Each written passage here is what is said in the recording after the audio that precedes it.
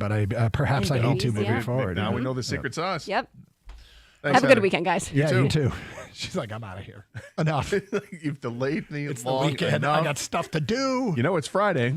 Get me the hell out of here. Friday. Yeah, I don't like you guys that much. Hell yeah. Friday. It is time for Friday. And how are you, Scott Anderson? I'm doing all right. Yeah. Yeah. Anything exciting last night? No Tiger game. So. No. I watched some of the Erie Seawolves game. Yep. They sorted out the glitchiness. No. Yeah. I mean, it's not, I guess it's maybe not as glitchy. It's still glitchy as hell, though. I appreciate the effort. I'm not, it's better than not having the game on, but the glitchiness drives me crazy. It drives me a little nutty as well. But so watch some of that. I'm guessing there are some challenges when you're doing that, but it's still cool that they have those games on. Anybody stand out, by the way? No, it was actually kind of a boring game. Briseño had a couple of singles and a walk, scored a run. He was, I guess, the star of the game, but it was kind of, I tell you this, though, he does hit the ball really hard. I mean, you can notice it when he smacks the ball, and he's like 20 years old. So it's exciting that they've got this triumvirate of players down there that have been matriculating through the minor leagues together. Mm-hmm. Briseño, Clark, and McGonigal, that they all bring something to the table. What about Lorenzo? Lorenzo he was like a step ahead of him, because he was already at the high A ball last year, and he started the year Double A. Okay. And he's had a really slow start to the season. Then he came on a little bit, and now he's just still. I was thinking a cool nickname for them would be the Erie Four. Well, there are other players at Erie that are playing well. That it could be more like the Erie Six. Yeah. Years ago, there was a group called the Erie Five. Can you name everybody in the Erie Five that everybody was hyped about? And I don't think any of them panned out. But I used to be able to do this really well. I know Andres Torres was one. Yep. Was Eric Munson? I think the Mike catcher. Mike Rivera. Might have been, yeah. Was Nate Cornejo? And Andy Van Hecken? I think that's it. Wow. Did we just name the Erie Five? We did. Just named the tapping Erie Five. into our inner Caputo. Right. Wow. And how many of those guys made it? None of them made it. Munson had a couple of decent years.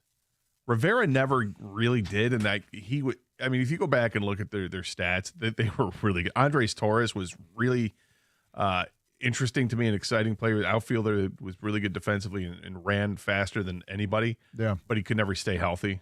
Yeah, and as Kirk Gibson said famously one time when we were at Lakeland and he was doing the show from there, and Andres Torres was in a game, and Kirk says he's got a high booty. A high booty. High booty. His leg went up high, and his backside was up high. It was funny, and I'm like, you're 100% right. By the way, it is a high booty. That's funny. But Torres was my favorite of that group, and just never really made it. All right, so you're good, excited for this weekend. We've got a big Tiger series. I mean, 10-game lead, but it's a team in second place with. How many 30-something games left? I think every game is kind of big from here on out. I'm looking forward to it. I have a feeling, Doug. I just want to say this. Yeah. I like the way that the Tigers are wiping out posers' dreams. Yes. Right. All the Astros, they're there on the Tigers' heels for the 2 seed, wiped out their dreams.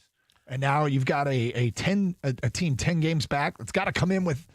I mean, if we were doing this show in Kansas City, I'd be like, all right. We've dug ourselves a hole here, Royals Nation. We need to get out of it, Royals Nation. We need to sweep this series with Detroit. And then the Tigers dash the posers' dreams. Right. And then, you get Cleveland, it's 10.5 games back. This has the feel right now for me. 129 games they played. Quick do the math. Was it 34 left? 129. It would be 33 left. Yeah. Math. I have a feeling in the next week, because they play Kansas City again next week. Yeah. There's 6 games against the Royals.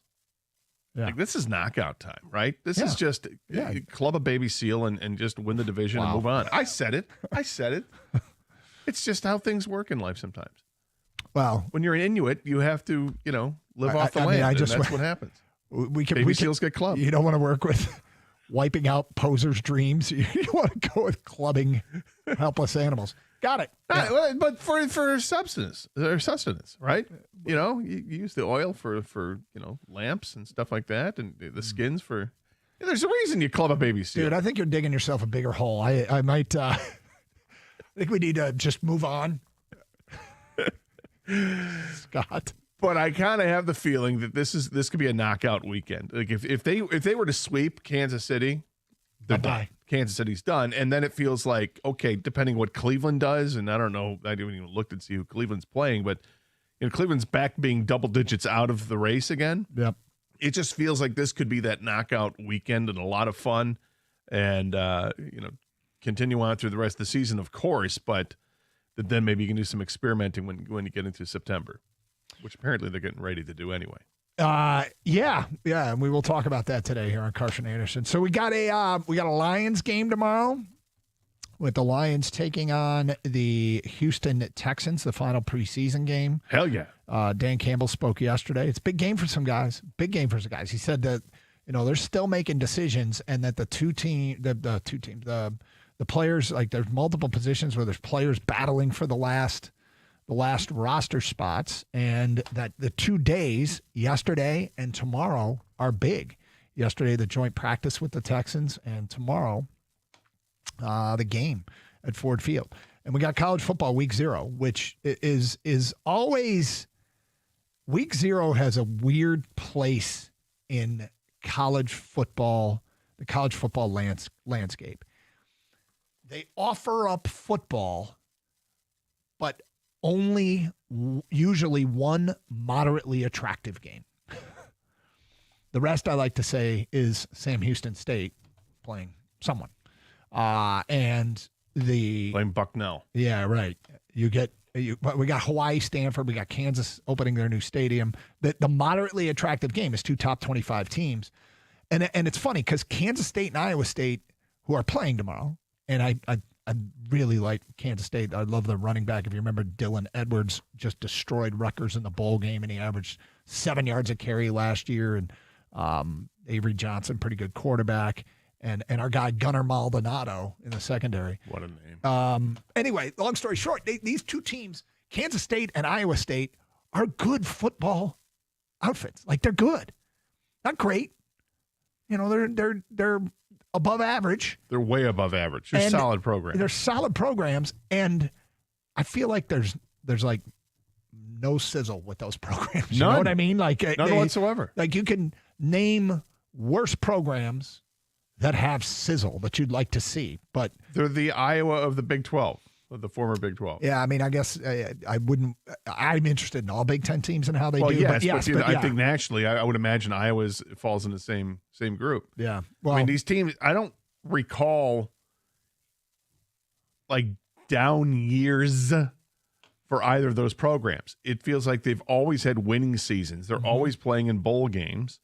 And every couple of years, they rise up and win double-digit and they'll be playing totals. One of those games with conference championship ramifications in November. Total implications at the end of the season. Yep. I think it's accurate. And this could be one of those years where either one of these teams could do it. I mean, they are both ranked. I like Kansas State a little bit more. My dollar's going there. Your dollar's going there? Okay. Going there. All right. But I will watch. I mean, last year I couldn't believe it's Georgia Tech going to take down Florida State. That was before we knew that anybody could take down Florida State. But before we figured out they were a mess. Hey, Bishop Sycamore. They just took down well, maybe not anybody. Maybe not Bishop. Yeah. Let's not get carried away. And then on Monday we get into game week from Michigan to Michigan State. And I started to piece together. I'm like, okay, how does game week work again? Oh, so Tuesday, I got to get all those the players at the podium, and then I'm down there Thursday to tape the pregame show, and I'm like, and I got to get the chart, a big chart. You got to get the chart. Chart all ready, and you make your own chart. So I have. Remember, you got the service. Yeah, I got the service, but I got a lot of notes I got to fill in. Yeah. It's a great template. Yeah, it's a template with the basically everybody's. It's laid out in front of you, the depth charts on a big cardstock style paper. This is the last year for Gary Danielson, right? Yeah, Gary's so good. He's so good, and he's a really good dude. Back in the Big Ten, and when you see him being back in the Big Ten, it was just cool because he greets you like your old friends. Back when he worked at the station, we talk college football off the air all the time, and I'm stoked to get to know. Haven't got a chance to know him. Really good at his job. All right, so here we are on a Friday. Let's get into this Lions game. Dan Campbell spoke yesterday. He said something interesting. And then Kang said something in the pre-show today. We're sitting around and he goes, well, it's fairly obvious. And I'm like, is it? I'll tell you what he said. I want to know if you agree with him. And I want to know if others out there agree with him. And whether or not it is indeed fairly obvious. We'll get to that today at 10:30. It is Carson Anderson on 97.1. The Ticket. Hey, Sarah Chevrolet in Sterling Heights. They're coming in hot with summer send-off savings. Right now, lease the new 2026 model year Equinox LT for just $359 per month for 36 months with zero money down. $359. Go now to 17.5 in Van Dyke. In Sterling Heights, 87-SAY-SARAH or saysarah.com. Together, let's drive with GM employee discount finance through Ally Financial, 10,000 miles per year, plus taxes and fees with approved credit. Offer ends September 2nd.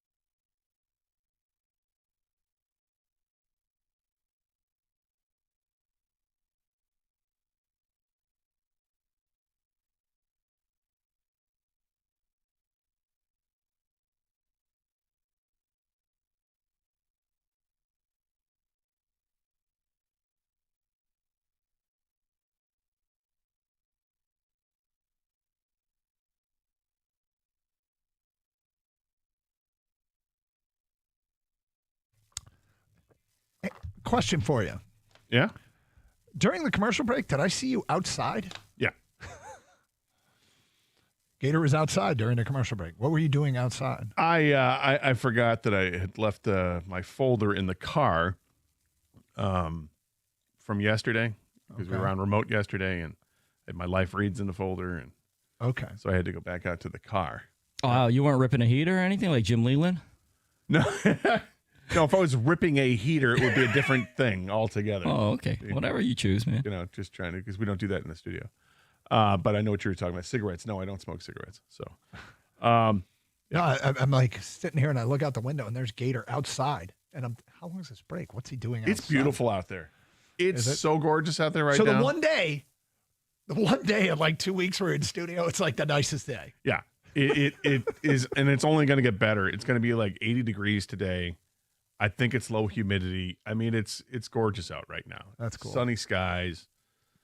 We should take the show outside. Yeah. I'm looking forward to going out there. Although that would be another remote. Maybe you don't need another remote.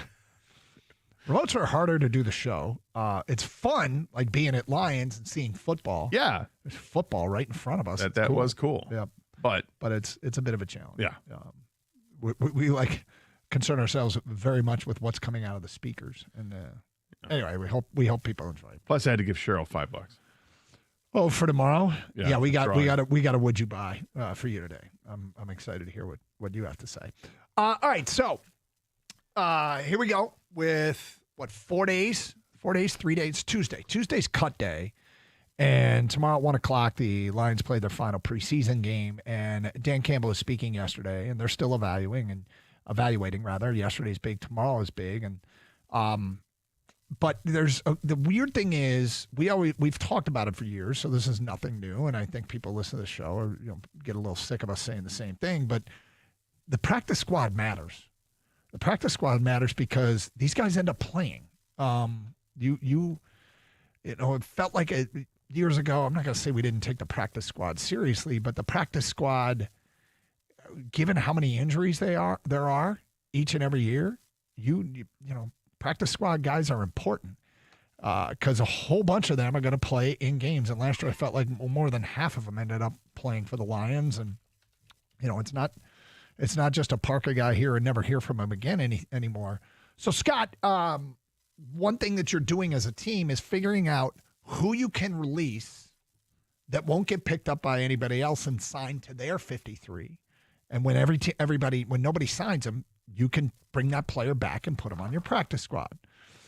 So the question came up, they brought it up with Dan Campbell about trying to sneak guys through to the practice squad. Mm-hmm. And here's what he had to say. He said, because Brad Holmes is making these decisions. And here's what he had to say about trying to sneak guys through to the practice squad.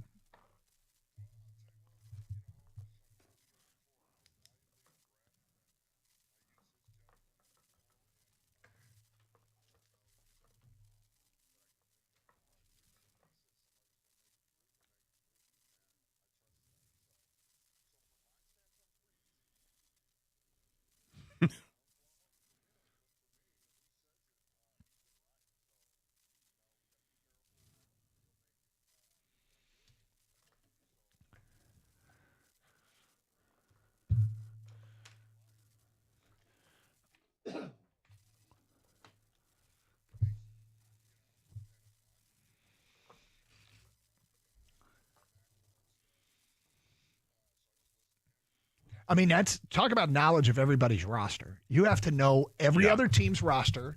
You have to basically say, all right, if we want to sneak through Jackson Meeks, you have to have intimate knowledge of what everybody's receiver room is going to look like or what teams have experienced injuries. Jackson Meeks, the wide receiver from Syracuse, the undrafted free agent at the Lions. He's looked pretty good in the preseason. He's got a couple touchdowns. He's got a couple touchdowns. Looked very good. Yeah, and so, you got to know what you expect and who you expect other teams to cut. And so there's two parts of that. If he thinks a guy's going to make it through the practice squad, they have, according to Dan. But also the inverse of that, if he thinks a guy isn't going to make it through to the practice squad, but they don't have room for him, he's usually right. They get picked up. So I have the list of players that made last year's practice squad out of training camp. Yep. Tell me if any of this sounds familiar. All right, let's go. All right.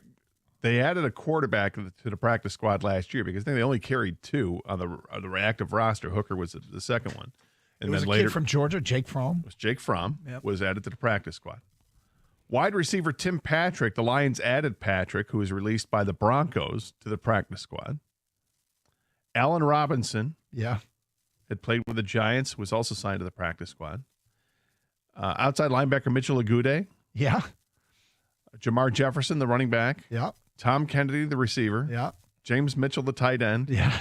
CJ Moore, the safety, Mm-hmm. defensive lineman Pat O'Connor, Yeah. who they really like, Kyle Pecco, another defensive lineman, Chris Smith, a defensive lineman, Isaac Ukwu, defensive lineman, Sure. tight end Shane Zylstra was on the practice squad last year, center Kingsley Egwakun, Yeah.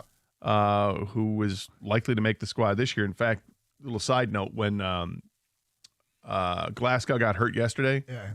Egwakun was the guy who went there to play center for the 4 plays in practice, not Tate Ratledge. And then lastly, Jamarco Jones, the offensive tackle.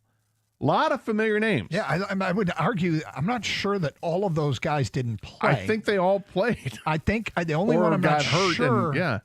of is James Mitchell.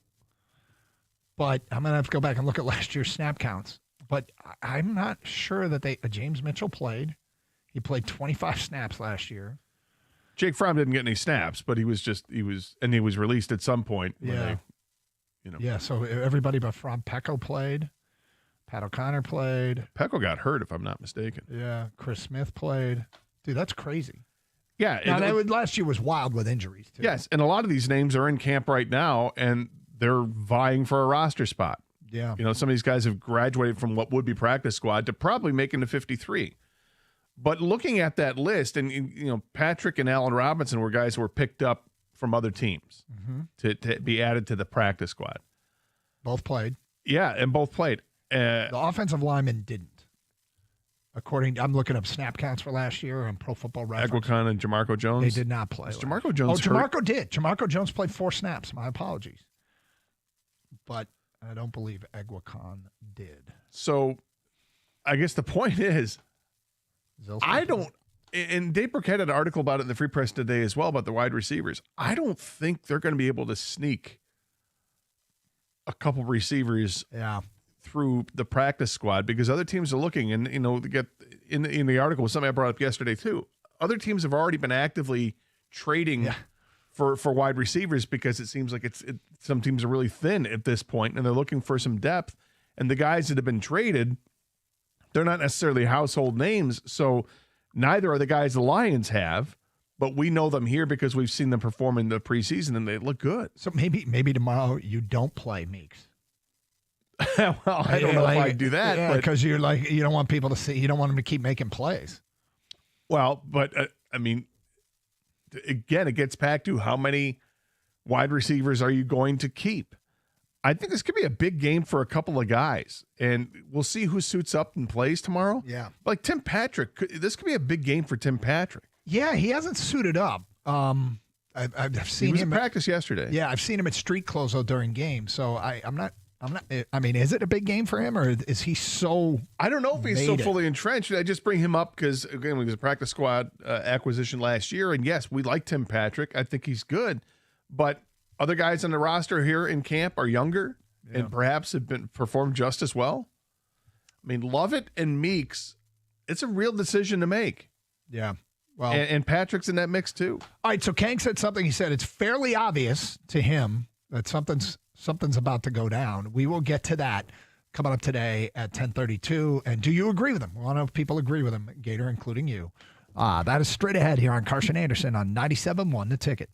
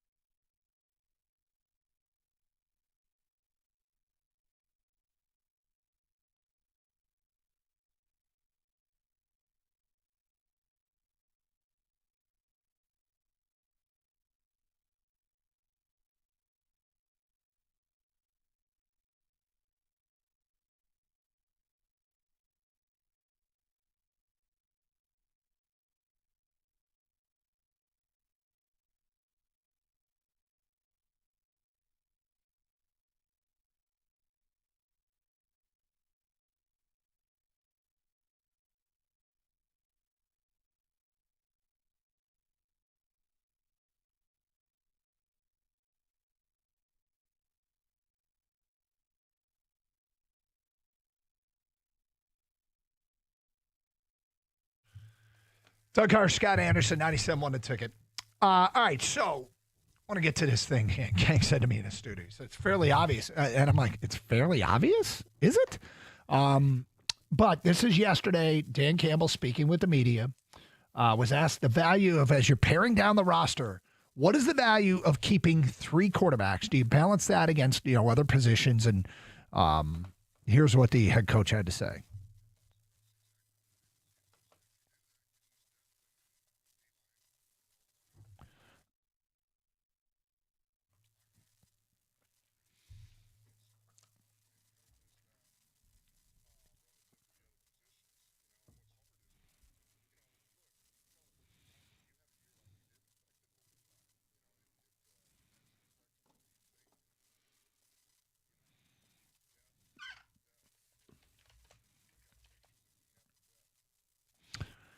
All right. Kang heard that and then made the following comment. I think it's fairly obvious Hendon Hooker is going to get cut. And I'm like, I wouldn't be shocked, but I don't know that I would describe it as fairly obvious. But you think that soundbite is what put you over the top, or you thought that beforehand? I kind of thought that beforehand, but that put me over the top, like you said. And maybe I'm reading into it more than you or other people. But once I already thought, no one here thinks Hendon Hooker won the backup job. Okay, with that already being said, then Dan Campbell comes out and says that yesterday about keeping 3 quarterbacks. To me, there's no value in keeping the 3rd quarterback. And I don't care if he was a 3rd-round pick. His name is Hendon Hooker. Just the way that quarterback has played doesn't deserve a roster spot because he just mentioned it. I'd rather have Eric Hallett. I'd rather have it was interesting. Zeke Turner. I'd rather have Keith Cooper. Whoever. Yeah. I'd rather have any of those guys than a 3rd quarterback who should never ever see the field just because he's the 3rd quarterback. So, Gator, do you agree with that? That it's fairly obvious that Hendon Hooker is going to get cut? I think that the game tomorrow is vitally important for his future with his team, and I don't think it's out of the question at all. In fact, I don't know if it's obvious that he's going to get cut. When I heard that soundbite from Dan Campbell last night, that was my first thought, was that they've got 2 quarterbacks they're going to keep, and Dan Campbell's already kind of laying the foundation for we've got other position groups that we feel we can add depth to, quality depth to, that are going to be more important than quarterback at this point. And so I kind of agree with, I don't want to go full on and say it's obvious. I would say that my 51 would tell me that he's not going to make the roster. I'll say that, but I don't think it's obvious. Okay, I think my 51 says he's not going to make the roster. Can we replay it again one more time? I want to hear it one more time. Dan Campbell, the value of keeping 3 quarterbacks, balancing that against other positions.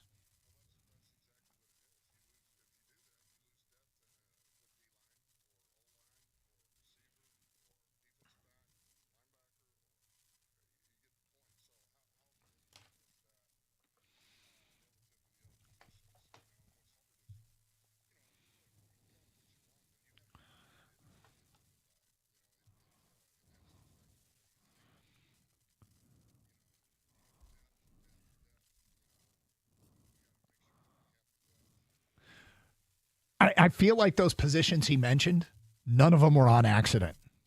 Right. Well, Right, I mean, it's every all- position group basically he mentioned, Yeah, I mean, if you think about except for running back. defensive line, are we talking about, Keith Cooper? Or Uku or whatever. Right. Agude. Offensive Yes. line, I'm not down with the offensive line. That might not be, but wide receiver. There's obvious guys there, and Jackson Meeks, Dominic Levitt, who they've had a draft pick into, and it seems like the guys who do the final 53 think he's got a shot to make it. Defensive back, Ian Kennelly, the safety out of Grand Valley. Well, I say you can never have enough defensive backs. Linebacker is it Zach Cunningham, who I really feel like is going to make it, but I feel like those positions were chosen for a reason. Well, I go back to last year's roster at the end of August when they announced who made the roster. Only 2 quarterbacks. They had their unquestioned backup quarterback. It's Kyle Allen. So following the path they went last year, it would make sense that Hendon Hooker is off the list, that he would not make the roster, and that they would hope to put him back on the practice squad. I think they would love to keep him on the practice squad because of his familiarity with the offense, just to do that, unless a better option comes along. But I do think it's a 2 quarterback. I don't think it's obvious like Kang does, but again, I do think that's the move they'd make is we're keeping 2 quarterbacks on the active roster. I guess they're in a very weird position where I wonder if deep down they wish they had a Jake Fromm to play for 4 quarters tomorrow. Because if they want Hendon Hooker on the practice squad, okay, and he goes out and has a Jackson Dart or Shadur Sanders kind of game and plays really well, because there's a chance that he's going to be playing against a bunch of Texans that are going to get cut. Right. And so he could go out and he could shine tomorrow and have one of those big preseason games that gets everybody buzzing about a player. And we know what it is. I mean, it's preseason football. But what if he goes out and has a big game tomorrow? Can he make himself more attractive to another team? And I mean, he should do his best. He should try and do his best. But if they had a Jake Fromm that they could play for 4 quarters, would they even? No, I don't think that you play that way if you're the Lions. And I don't think that, and first of all, it's not in the cards. By understanding you're bringing it up as a hypothetical. Yeah, I know. I think this is a case where if he goes out there and balls it out tomorrow. Well, that's a weird way to put it. Yeah, I'm not quite sure why you did that. I'm not sure you've had some interesting choices today in the first hour. If he goes out and has himself a heck of a game, he's not going to change the pecking order with the Lions, and I don't know if he's going to solidify a spot for the roster. But so what's he going to do? So what's the upside? Well, the upside is that it's the league, it's a fraternity anyway, and guys will root on guys. Hey, you don't have the roster spot for you here. Congratulations. I heard you just got picked up by the Vikings or whatever it is. I don't think they have a problem with that, and they can't have a problem with that. Cool, they make their unless decision. they want to keep him. I'm sure they would love to, but on the practice squad. But if he gets picked up, it's not going to a practice squad. He's going to another team for their active roster. Yes, he is. Yeah, I mean, it'd be great for Hendon Hooker. You end up being happy for the guy that happens for him, and that's the risk you run in trying to put a guy on practice squad. And so be it. It's the 3rd quarterback. It's not. You shouldn't lose sleep over it. BP65 on Twitch just says, "Don't worry, Doug. He will not have a great game. He might not. I mean, he practiced well. He did. I mean, I saw him, and he practiced well last week too. I saw him make some good throws against the Texans yesterday, and that matters. They Making care. plays with his feet as well, and I mean, he's got a skill set. It's just processing the game in the game has not gone as quickly for him. Otherwise, he'd be unquestionably the number 2 quarterback on his team, and he is clearly not. No, and I mean there were, I guess, the mistakes that I saw him make last week, including a pre-snap, not letting his receiver get set, and so his receiver gets flagged for illegal motion. Well, to me, it was the quarterback snapped the ball too soon. You wait till that receiver gets set, and is for a beat, a pause, a second before you snap the ball, and Jackson Meeks was still getting lined up. All right, so Kang said, fairly obvious to him that Hendon Hooker's going to get cut. You don't think it's, you think it's, if you had to bet, probable. You think but you wouldn't call it fairly obvious. I wouldn't say it's obvious. I think it's probable it happens. He's not going to be on the roster. I think you're right. I think that's a better way to put it. Well, I shouldn't say better. That's the way I agree more with you that it's probably he gets cut. I do not think it's fairly obvious he gets cut. It's funny because you guys your argument is all for him getting cut. You know what I mean? Like, I feel like you just don't want to say it. Like, hey, not that you don't want to say. Of course, you say what you want to say, but you guys are right there, dude. I know. I didn't drive away the office. There's no question. I didn't drive away from practice yesterday thinking it's fairly obvious Hendon Hooker's getting It's funny cut. you say that, King. You're right there. I am seriously. I'm right there at the edge to say to walk over and take that big step and agree with you, because the more we talk this out, the more perhaps obvious it's becoming to me that he's not going to make this roster. You know, it's funny. And now you I'm said going, at the beginning. it's probable. And okay, what does probable mean? Is probable mean obvious? Well, yeah. You went from the beginning. You said you're 51, right? And Yeah, we always talk about if I have to shade, I'm forced to shade one way or another. I'll shade towards him. And it's cut. a heavy shade. It's not. It's. I mean, I think you're more than 51. Oh, I'm way more than 51. That he doesn't make the roster. The question is, what percentage is obvious? It's obvious to me. It's like 90% that you're sure he's not going to make the roster. Well, and I'm only at like 87. I see. Here's why I would say I wouldn't put it in fairly obvious camp. If Tuesday's cuts come and go and Hendon Hooker is on the 53-man roster, I won't go, what? He is?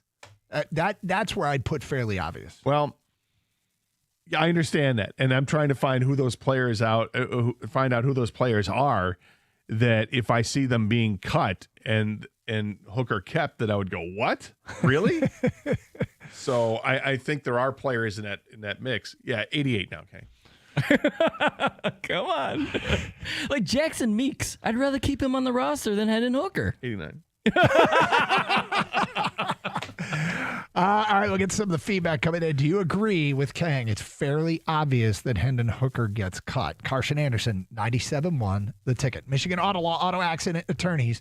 They are the law firm that puts people over everything. They specialize only in auto and truck accidents, and they'll call you back. Many people call Michigan Auto Law because they can't get a call back from the current law firm. Proactive communication is super important to them. Michigan Auto Law returns all phone calls within 24 hours. More lawyers in Michigan refer auto accident cases to Michigan Auto Law than any other law firm. Michigan Auto Law, the law firm that puts people over everything. Visit autolaw.com. That's autolaw.com.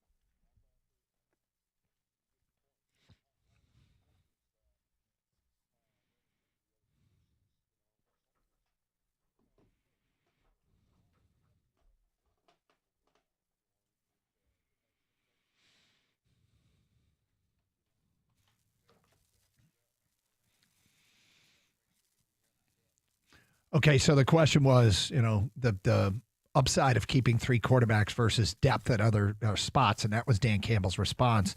And when Dan Campbell responded that way yesterday, Kang, it pushed him over the top to make him say it's fairly obvious that Hendon Hooker is going to get cut. Gator went into this, and as we've talked our way through it and workshopped this idea, you are almost to the fairly obvious camp. The reason I don't think it's fairly obvious is because if he makes the roster on the 53 on Tuesday, I won't be stunned. I won't be like, oh my God, they kept Hendon Hooker. Well, so I think they might keep him. And do I think he's going to get cut? Yeah. Would I be shocked if he was cut or if he wasn't cut? No. will this sway your opinion one way or the other? Let's hear it. And I'll present this to Kang as well. I found a Free Press story last year that has the Lions opening day roster. Roster is set. 53-man is set going into the opening game against the Rams. They had 2 quarterbacks on the roster last year, Goff and Hooker. 4 running backs, which are likely the same 4 this year. So they had Vaki and Craig Reynolds both made the squad last year. Mm-hmm. There were 4 wide receivers. That's it. There were only 4 wide receivers last year that made the opening day roster. Amon-Ra St. Brown, Jamison Williams, Khalif Raymond, and Isaiah Williams. That's surprising. 3 tight ends. Parker Hesse was the other one. Okay. So I would imagine Zylstra is going to make the team be the 3rd tight end here. 10 offensive linemen last year. Now, when we look and see the projected rosters, the 53-man, Colton Pouncey from The Athletic, I think he's typically had 9. And I think that other writers have typically had 9 offensive linemen. Last year, they carried 10. So I think that's interesting. But we'll see if they go with 10. Yeah. Defensive line, they carried 9 last year. Linebackers, there were 7, and then there were 11 defensive backs. Well, just to keep that all in kind of perspective. The one thing about that soundbite is the takeaway from that is we're going to keep as many defensive players as we can within reason because of what happened last year. And he kind of admits that there's a degree of that going on. Feedback coming into the Carson Anderson inbox. Steve writes in, it's totally obvious. Not fairly obvious. Totally obvious. More here from the people at 248-539-9797. Kang is right. Hooker will get cut, and Holmes will blame the pick on Ben Johnson. That's from Jason on a tractor. I'm assuming that part is facetious. He won't. Yeah, he won't. There's no finger pointing going on. No, he does. I mean, you heard Campbell say in that cut earlier that Dan knows when guys are going to make it to him in the draft. It's his call, and I don't think Brad Holmes makes out the final 53 with any thinking, well, this will look bad because I drafted the guy. I don't think he cares. He should be comfortable. He should be comfortable enough in this job, right? I'm sure he's upset with himself and he'll move on quickly, but no, you can't have vanity at this point. No. More here. Oh, great. My computer's restarting. That's good news. I've got an hour before mine does. Hey, by the way, I'm surprised that I didn't see if you brought anything in, but it is Jack Campbell's birthday today. It's a surprise. Is it a surprise? Yeah. Okay. Because I know we brought something out for Jared Goff yesterday, but I totally forgot about the Jack Campbell. I didn't know if you had gotten Jack something separate. I had not. No.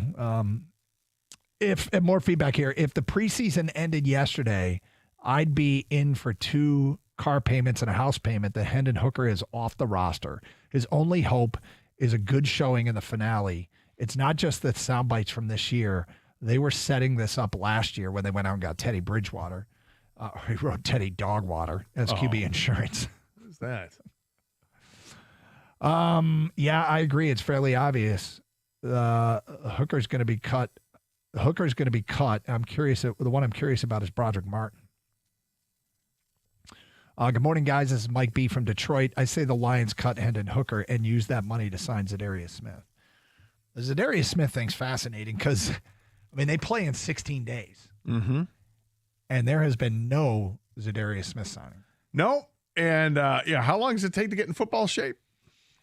There's shape and there's football shape. I don't know what kind of. It depends on your baseline. Are you working out heavily every day? I would imagine a guy like Zadarius Smith is working out pretty hard, but it still takes some acclimation. Yeah. But he's a veteran. It's not like he'd be, oh, hey, guys, what's this? Is this football? Yeah. I mean, he's been around, he knows, but I would still think it takes at least a full week of, being in practice, and probably closer to 2, and we're getting close to that threshold. Scott writes in, part of the problem with Hendon Hooker is he seems to have no fire. He looks like he's thinking too much. Like, I'm always excited to see him play, and then just, I think he's feeling pressure. I think last year, if you watched him in some of the preseason games last year, he looked pretty confident in doing what he was doing. Yeah. He doesn't look like he's got that confidence right now. You mentioned, snapping a ball before the receiver is, finished his motion. And it seems like they told him to speed things up this year. Yeah. And maybe he sped it up too much, and it's not working. That's why I think tomorrow could go a long way. If he ends up playing, I wouldn't be surprised if he plays the whole game tomorrow. Yeah. And if he does, that you'll see longer periods where he looks good. I mean, he's got ability. It's just, because when I say he's got ability, he can run, he can throw. He's got a great arm, and it's a pretty accurate arm too. He's mobile, and not only is he mobile to free himself, but he's fast enough where he makes plays happen. Once he's out of the pocket, he can go down the field for big gains. But it's the processing part of the game. That's the part that's the toughest. 248-539-9797. Kevin and Warren, you're on 97.1 The Ticket. Hello, Kevin. Hey, good morning, guys. What's up? Observation on Hendon Hooker, and there's been more than a fair share of hand-wringing about the possibility of bemoaning that we lost a third-round pick on this guy, and oh my God, the world is coming to an end. What a bad job. How many first-round quarterbacks through the years have not made it in the NFL at all? First-round quarterbacks? Tons. Yeah. Tons. Yep. And so this guy was a third round, and a little bit of a reach because, you take a little bit. I'll give Holmes credit for taking a gamble, but so it didn't work out. Okay, let's move on, and let's just say, it didn't work out, but it wasn't so foolhardy, and it's not so unusual. Yeah. Quarterback is a friggin' hard position to play. It's really tough, and I think another point with that is that guys that are drafted in the first round, they usually start the first year. It seems like the percentage of guys that are drafted in the first round that start right away is higher than what it used to be, and there's a case made, sit behind somebody for a year. Back in the day, guys would sit a lot more frequently, longer periods of time before they get their chance. So because you're starting right away as a first-round pick, you're getting 15, 30 games under your belt as a starting quarterback in this league before those teams are like, okay, we're done. We've seen enough, and it's not going to work here. Right. We're going to move on from Josh Rosen or whatever. But with a third-round pick on a team where the quarterback hasn't missed a game since he's been here, knocking on wood, you're not getting any opportunity in an actual game to show what you can do. So it's so much tougher to make it from his position than what it is from a first-round pick situation. Kevin, you also are speaking to a group of people, and I think it's a small group, that look at Hendon Hooker and say things like, what a bust. And I'm like, okay, yeah. If paying attention to what Hendon Hooker was, it was an injured player who played in a college type of offense, and it was a skill set that they gambled on. They gambled on a guy who was having a Heisman winning year. Yeah, that would have gone higher in the draft had he not gotten hurt. Was it a risk worth taking? We knew it was a risk. If this is the end, if tomorrow's it for Hendon Hooker and he gets released and somebody else signs him or nobody else signs him and he doesn't come back on the practice squad, it was a risk.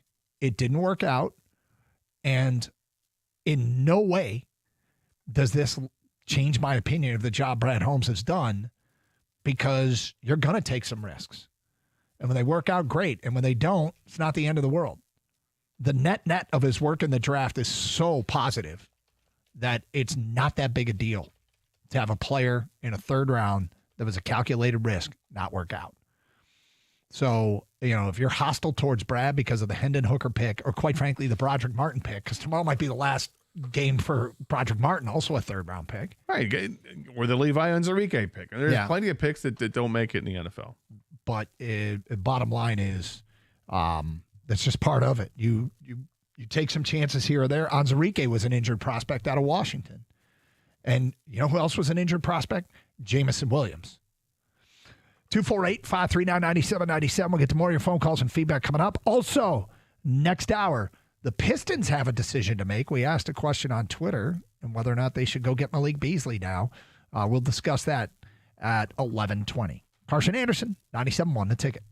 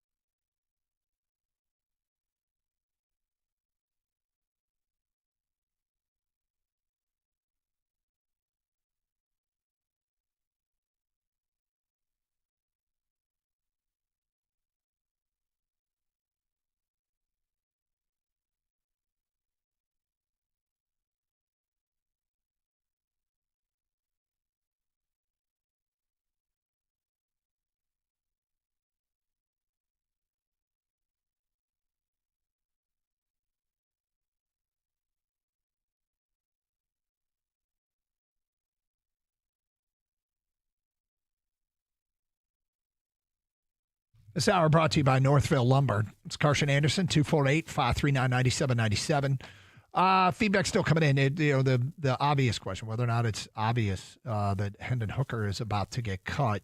I don't think it's obvious. Gator's really close to saying it's obvious. Kang thinks it is obvious. And look, I think we all think he's probably going to get released, but tomorrow is the day that he's got one last shot to go out and have a Jackson Dart or Shedeur Sanders kind of preseason game to maybe solidify a spot. But you heard Dan Campbell speak, and we played that soundbite last hour where he talked about, hey, last year might make you a little skittish, and you look at depth on the D line, the depth of defensive back, depth at linebacker. He mentioned all three levels of the defense, and then he mentioned O-line and wide receiver, which tells me that there's an offensive lineman they may like, and there's clearly wide receivers that are performing in the preseason that I suspect that they'd like to keep on the practice squad at the very minimum. Gator read off last year's practice squad. I think it was everybody but two. The center, Iguacan or whatever his name is, and Jake Fromm were the only ones that we found that didn't end up playing last year. So the practice squad is from the start of the season. Yeah, there were. Yeah, they at there some were even point more players that made the active roster that were picked up to put on a practice squad mid-season. Yep, more of those guys got a chance to play. Yeah. So anyway, we feedback coming in on this and phone calls, whether or not you think it's fairly obvious Hendon Hooker, do you agree with that statement, is going to get cut? 248-539-9797. Campbell's the most transparent coach we've ever had. It's obvious Hooker isn't making this roster. That's from Sauce and Hell. Guys, Brad Holmes has been fantastic in the draft. You're not going to hit on every pick, but is his blind spot the third round? I seem to recall quite a few picks where he tried to get way too cute. He liked guys and he maneuvered to get them, if that's what you mean by way too cute. Well, if we look at his third-round picks, okay, so his first draft was the Penei Sewell draft, correct? In that draft, he took Aleem McNeil, Ifeatu Melifonwu. Both obviously still in the league. Aleem McNeil, pretty damn good player. The next year, he took Kirby Joseph in the third round. Then in one draft, he took Hendon Hooker and Broderick Martin. The next draft, he didn't have a third-round pick, and this draft he took Isaac TeSlaa. And I don't think it blind spots the third round. I think 1 year he had two picks that are questionable. Yeah, and I mean, if you look at all of his drafts, his first draft, the only player that's not Levi Anzarique's hurt, right? Melifonwu with the third rounder, as you mentioned, and then Jamar Jefferson was a seventh rounder. The next year, everybody. Well, James Mitchell was a fifth round pick who didn't latch on. James Houston didn't latch on, but did play. Chase Lucas, defensive back, didn't make it. I mean, there are only a couple in each draft of guys that didn't make it. In the 2024 draft, last year's draft, all those guys are on the roster, with the exception of Rakestraw, who's on the injured list. To answer the question, no, I don't think he has a blind spot in the third round. I think some of his best picks have actually come in the third round. I think Kirby Joseph is a great pick. Oh, is it? Yeah. Is Aleem McNeil a good pick? Aleem McNeil is a very, very good pick, and people are clearly excited about TeSlaa. Yep. They will only keep two quarterbacks and will use the 53rd spot on the best player other than a quarterback or running back. Yeah, I mean, the one thing about being the 53rd man is that you can get replaced so quickly. It is one of the worst parts about being, hey, I made it, and then somebody else releases a player, and you're like, oh, no, I didn't. Or you're the 53rd man, and Zadarius Smith calls on Wednesday and says, you remember that offer you made me? I'll take it now. Right. And then a 53rd man gets jettisoned. So that's the cruel part of this whole thing. 248-539-9797. Your phone calls and feedback here on Carson Anderson on 97.1 The Ticket. Other position battles and things to watch. We'll obviously be paying attention to the wide receivers. Lovett and Jackson Meeks tomorrow. I feel like Meeks is a player that could put him in an uncomfortable position by just showing out again. And you said they kept 4 receivers last year. Dare they keep 6 this year? J-Mo St. Brown, Tim Patrick, Khalif Raymond, Isaac TeSlaa, and Jackson Meeks. That's quite a... And you left Lovett out. I did. Yeah, because they kept 4, I'm thinking they only keep 5 this year. Yeah. And they'll add the other, because you're already, I think 5. I mean, going from 4 to 6. Cuts. 4 to 6 is quite a change. What about on the defensive line? Is Keith Cooper solidified a spot? I think, I was listening to the Lions review, and they were talking about how Keith Cooper, they just keep throwing more on his plate, and he keeps making plays for them. And undrafted free agent out of Houston. Keith Cooper, Nate Lynn's another one that will likely make the roster. Yep. I mean, these are spots they want. Mm-hmm. Defensive lineman and offensive lineman and defensive backs. I feel that those are the three areas they really want to have the depth. Hallett, Kennelly in the secondary. He spoke glowingly of Whiteside. Hallett earlier in camp. Kennelly's turned a lot of heads. Yeah, tomorrow's game is gonna be very, very spirited and competitive from a Lions standpoint. And I would expect the same thing. Well, we only follow the Lions. We're not glued to everything that's going on with Houston's camp, but it's going to be the same thing.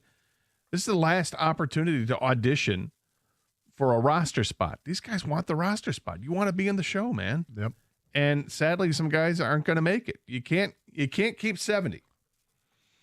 All right. I want to tell the people about something we're doing on Twitter today that I love to do. We call it the template, where we have you fill out a template, and we have 5 questions. One of them we used on the air yesterday, but I'm intrigued to see how people respond to this. So hopefully you follow us on Twitter at DougAndGator971. Here's what you have to do. You just give us a name, and if you have space, give us a reason why. The biggest threat in the division is Minnesota, Chicago, Green Bay. The breakout star in 2025 is the cut candidate I hope makes the 53 is the most important rookie is, and the biggest concern for this team is. 5 template questions you can fill out on Twitter, and we read a bunch of these on the air. And let me get to some of the responses that have come. From Greg, the biggest threat in the division is the Vikings. I'm buying the JJ hype. The breakout star in 2025 is Terrion Arnold. The cut candidate I hope makes the 53-man roster is Grant Stewart. And then he writes, not familiar with who's on the cut line. The most important rookie is Tate Ratledge. And the biggest concern for this team is replacing 2 starters on the O-line, especially Ragnow. That's from Greg. From Dante, the biggest threat in the division is, he writes, the injuries. The breakout star in 2025 is J-Mo, who's already approaching star status. I mean, if he takes a huge step forward, he could be one of the top receivers in the NFL. And they already got one of those. The cut candidate I hope makes the 53 is Sailors, the running back. The most important rookie is Tyleik Williams, and the biggest concern for this team is injuries. From Notorious Detroit, the biggest threat is Green Bay. Can Love figure it out with the young, banged-up wide receiving core? The breakout star is Terrion Arnold. He's going to put it all together and show out. The cut candidate I hope makes the 53 is Zach Cunningham. I think he's safe due to some injuries and how well he's played. Solid veteran backup. The most important rookie is Tate Ratledge, and the biggest concern for this team is injuries. Chris writes in, biggest threat in the division is the Vikings, but all the NFC North are serious threats. The best division alongside the NFC East. The breakout star in 2025 is J-Mo, way more of a deep threat, takes another step towards stardom. Cut candidate I hope makes it is Tim Patrick, good solid all-around vet. Most important rookie is Tate Ratledge. Keep the strength, and biggest concern for this team is staying healthy on D. Chance to be top 5. Go fill it out. Chance will read it on the air. It's the Carson Anderson Lions template. All right, news on Malik Beasley comes down today. And according to his attorney, he's no longer under investigation. So what should the Pistons do? We will get to that today. Next, here on Carson Anderson on 97.1 The Ticket. So, golfers, let Twin Peaks be your 19th hole. If you're out hitting the links this weekend or you're taking in the championships in Plymouth, cool off after your round at your local Twin Peaks. Why go to Twin Peaks? That's easy. For starters, nothing cools you off better than their 29-degree draft beer or cider. They pour your favorite draft at bone-chilling 29 degrees into a mug that's been freezing for a minimum of 6 hours. There isn't a golf course in the state that can offer that up. Now pair that with food from a scratch kitchen, and you'll never want to stay on the course for the old hot dog again. They got the hand-smashed seared burgers, house-smoked brisket and ribs, hand-breaded chicken tenders and boneless wings, light and fresh salads, and house-made dressings. They've got it all to help you recoup after a long day on the course. And if you're still looking for a place to hold your fantasy football draft party, there are spots available. Special perks for league commissioners and members. Draft kits available. Restrooms available. Call to make your reservations today. Twin Peaks. Eats, drinks, scenic views.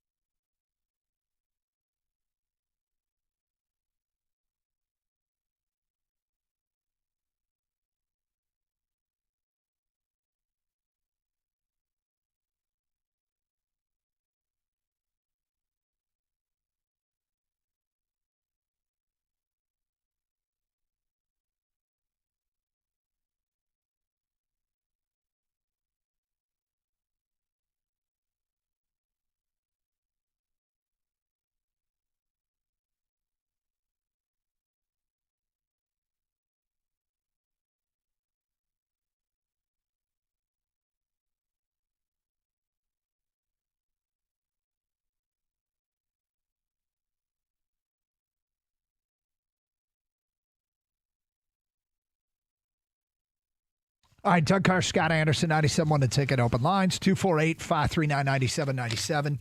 So, Scott Anderson, the ruling came down, not a ruling, I guess, just a report today that Malik Beasley is no longer a target of the federal gambling investigation that broke right before free agency, and certainly affected Malik Beasley when it comes to his signability. ESPN has cited sources, and I think that, I mean, this is news that was out there, but just for people who don't know, that the Pistons were going to complete we're going to offer him a 3-year, $42 million contract to bring him back. And that got pulled because of this investigation. Other teams also who had interest in Malik Beasley paused those conversations. What might be new is this. Several teams have maintained contact with Beasley's representatives during the last few weeks about his status. So there's a couple things here to follow up regarding Malik Beasley. Is Keith Smith from Hoops Hype reported the following, or Hoops Hype had this from a reporter named Keith Smith, because the NBA has all these interesting contract categories and loopholes. The Pistons still hold, this is according to Keith Smith, Pistons still hold Malik Beasley's non-bird rights as an unrestricted free agent. So the bird rights are ones that you can essentially go over the cap to re-sign your own free agents. But the Pistons own his non-bird rights, and Detroit can offer Beasley a contract starting at $7.2 million. Detroit is just over $21 million under the luxury tax with one open standard roster spot. As an unrestricted free agent, Beasley can sign with any team. Bobby Marks of ESPN has now reported that the free agent market has significantly dried up since late June, and then says, Detroit does have the non-bird rights and can sign him for $7.2 million. The Pistons have also signed Karis LeVert, Duncan Robinson, Javonte Green to replace Beasley and Tim Hardaway Jr., and they got Jaden Ivey coming back. So the question is, would you sign Malik Beasley if you are the Pistons? Should they sign Malik Beasley? They can do it. It can be done. Would you do it? And look, one of the variables here is something that I'm a little uncomfortable talking about, and that is it appears in his private life he has had some issues with finances, and I know that it gets reported out there. To me, that's his life and his private stuff, and I don't love that it's out there in the public forum, but at the end of the day, it is a factor when you're a team looking to sign a player. Does any of that stuff creep into your locker room, affect performance, anything like that? And if they were ready to sign him to a contract, that tells me, while some of these ongoing issues were in the backdrop with Malik Beasley, if they were going to sign him to a contract, it doesn't sound like it was an issue when he was a Piston. So anyway, did they go out and sign some guys to play his spot, to play that role? Yeah. But can you have too many shooters in the NBA? And, at this point, you get a little bit of a bargain on Malik Beasley. I personally think you bring him back. And I'm not worried about the rest of that stuff. You? It's a no-brainer. I bring him back. He was, before we heard any of this stuff of the investigation, it was a no-brainer. He needs to be brought back. He was a dead-eye shooter last year, 41, almost 42% shooting from three-point. He's a heater off the bench. You need that guy. And I recognize they went out and got some other guys kind of like that. Okay, that's great. Like you said, can't have enough shooters. They have a roster spot open. Here you go. This is the guy that gets the roster spot. And he's the first guy off the bench, as far as I'm concerned. Give him a contract.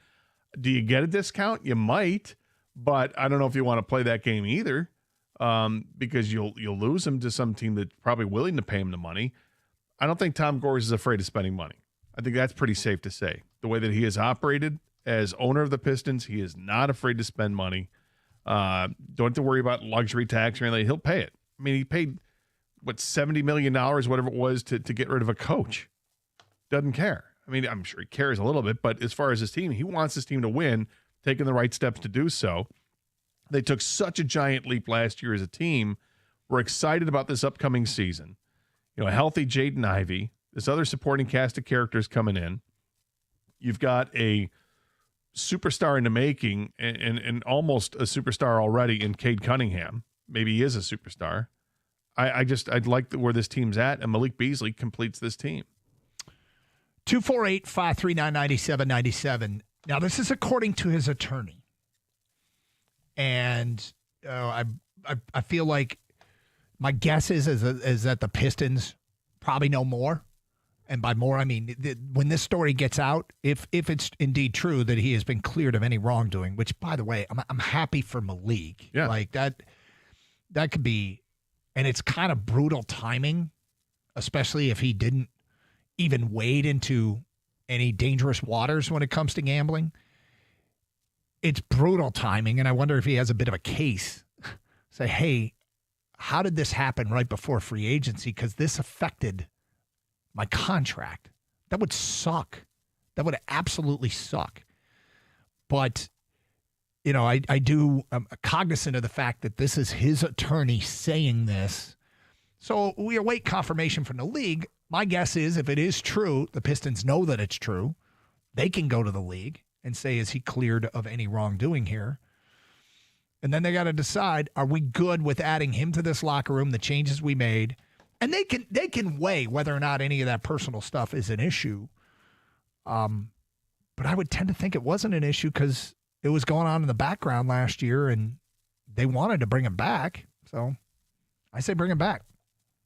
Yeah, I guess I'm the opposite of you guys. I don't bring him back. I think the ship has sailed. And for me, it's about the culture. And I know, Doug, you just mentioned the culture seemed fine last year. Obviously, they were playing well. They made it to the playoffs, almost upset the Knicks in the first round.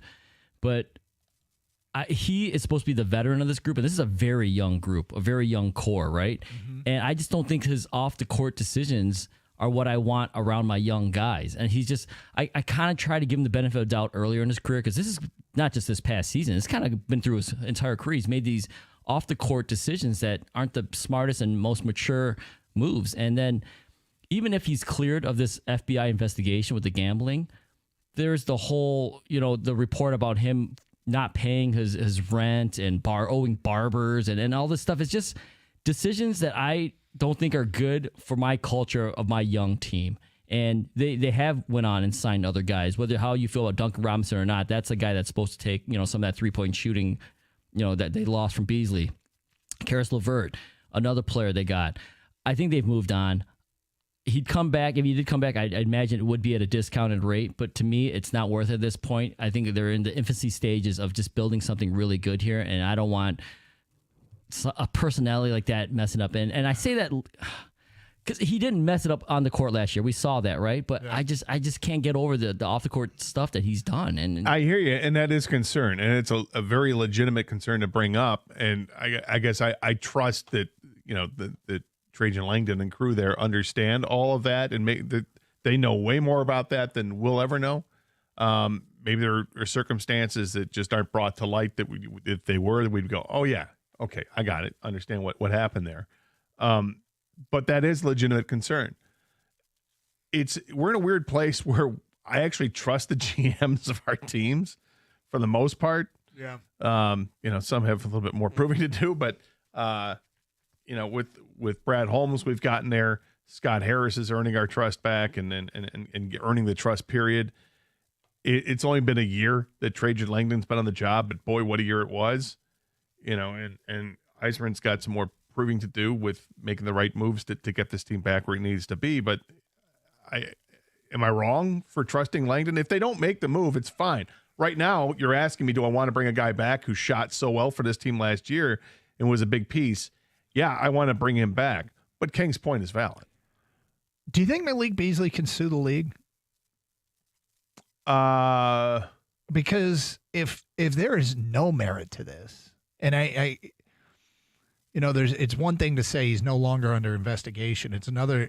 That doesn't mean he's completely innocent. And this is just his attorney. So we're waiting for more confirmation on this story. I kind of feel like you'd have a case like a defamation of character type thing. You guys annihilated my marketability. Yeah. And, or is it just a case of incredibly unfortunate timing and bad luck for Malik? I don't know. And Kang, I get it, man. I get the concerns. I like the idea that you want to give everybody the benefit of the doubt. And on top of that, people make mistakes. Now, this mistake, like what he was accused of, is one you cannot make. That is more than a mistake. That's a career ender. That's a ban from leaguer. You can't. And everybody should know that. But if he didn't even wade into that territory, I'd be like, dude, I might have a case against the league or the media or whomever. Sure. 248-539-9797. It'll be interesting to see how this plays out. Is there any hesitation to go sign Malik Beasley? And we threw it out there as a part of a Twitter poll at Dungator971. Detroit should sign him or don't re-sign him. Interesting results. We will get to what the voting stands right now. And remember, if you comment on that poll underneath, there is a chance we will read it on the air. So at Dungator971 on Twitter, go vote and give us your 2 cents. It's Carson Anderson here on 97.1 The Ticket.